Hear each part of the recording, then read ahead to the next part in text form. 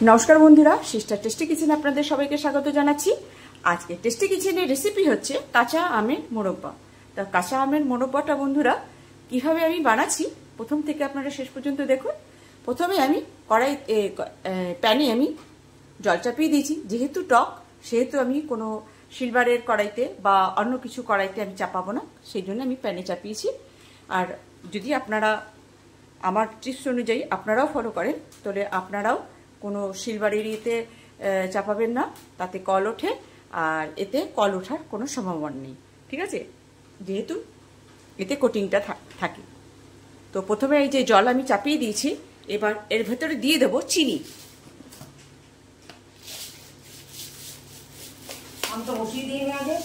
আর বন্ধুরা এখানে আমি আমটাকে নুন দিয়ে 5 বার 6 বার করে ধুয়ে নিয়েছি। দেখাচ্ছি কিভাবে আমি ধুয়েছি।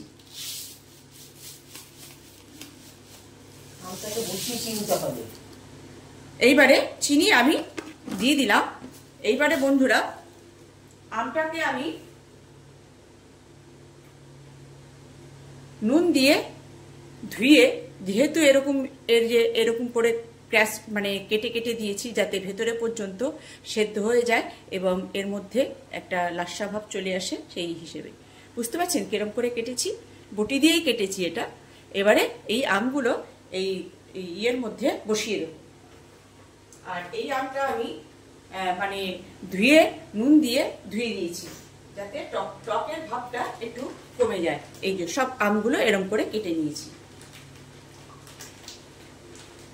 এই যে তো বন্ধুরা এখানে আমি 2খানা আম চাপালাম, কেন কি মোরব্বা তো চিনিটাও অনেক লাগবে, সেই জন্য আপনাদের যাতে কাঁচা আমের মরশুম চলছে, যাতে আপনারা বানিয়ে স্টোর করে রাখতে পারেন আর খেতে পারেন, সেই জন্য আমি দেখিয়ে দিচ্ছি কিভাবে আপনারা আমার এই টিপসটা আপনারা ফলো করলেই বানাতে পারবেন কাঁচা আমের মোরব্বা।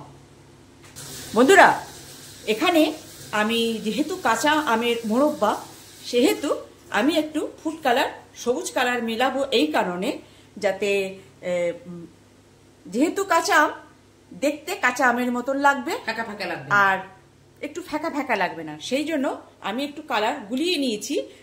এটা সব দেব না, দেব অল্প পরিমাণে। দেখে নেব যে কালারটা কত রকম কিরম আসছে, সেই অনুযায়ী আমি এটাকে মিলিয়ে এটাকে ইয়ে করব।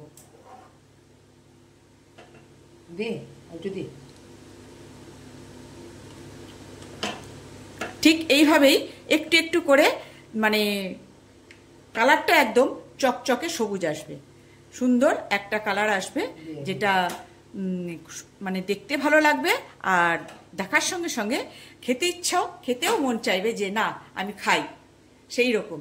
এবার এটায় ফুটতে দিতে হবে যাতে সেদ্ধটা হয়ে যায়।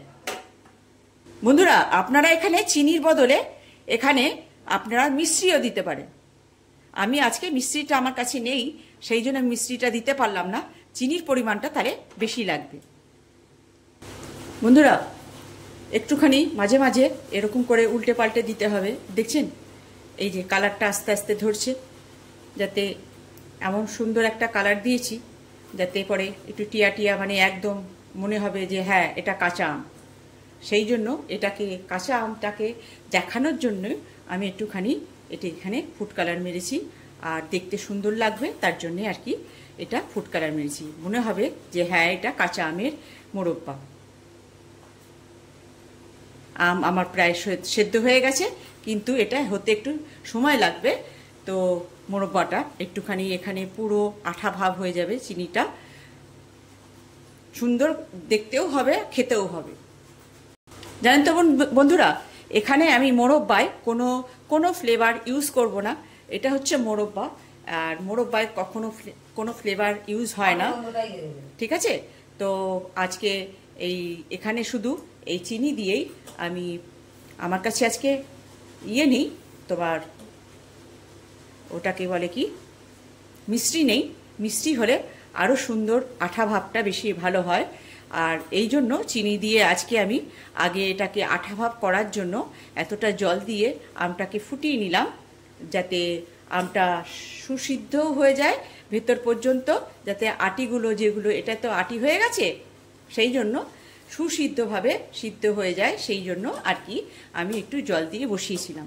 আর আপনারা যদি চান তাহলে পরে এটাকে আমটা বসালেন, বসিয়ে ওর ওপরে চিনিটা দিয়ে একটুখানি ঢাকা দিয়ে চিনিটা গলে গেল, তো তখন আবার এরকম উল্টে পাল্টে এরকম, এই যদি আপনি চিনি দিয়ে বসাতেন তাহলে এই পজিশান আসতো।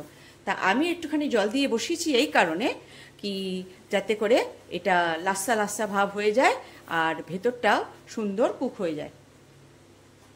আমার এটা প্রায় হয়ে এসছে, আমি একটু চেক করে দেখব কি মিষ্টিটা কেমন হলো। বন্ধুরা, এই যে আমার কাঁচা আমের মোরব্বা, কেমন লাগছে বন্ধুরা? একটু ভালো লাগলে লাইক শেয়ার দেবেন, আর পারলে সাবস্ক্রাইব করে নেবেন। আর যারা ফেসবুক থেকে দেখছেন তারা ফেসবুকের পেজটাকে ফলো করবেন। কেমন লাগছে? যেহেতু কাঁচা আম, সেহেতু এটাকে কাঁচা দেখানোর জন্য আমি এখানে আজকে একটুখানি সবুজ কালারে হালকা করে ফুড কালার দিয়েছি। একদম এটা ক্যামেরার হয়তো মানে প্রবলেমের জন্য হয়তো এটাকে ডার্ক মনে হচ্ছে, কিন্তু এটা এতটা ডার্ক হয়নি। কিন্তু এই যে আরো উঁচু করলে আরো ডার্ক লাগছে। তো বন্ধুরা, এই যে ছিল আমার আজকে কাঁচা আমের মোরব্বা। এই যে কেমন লাগছে বন্ধুরা?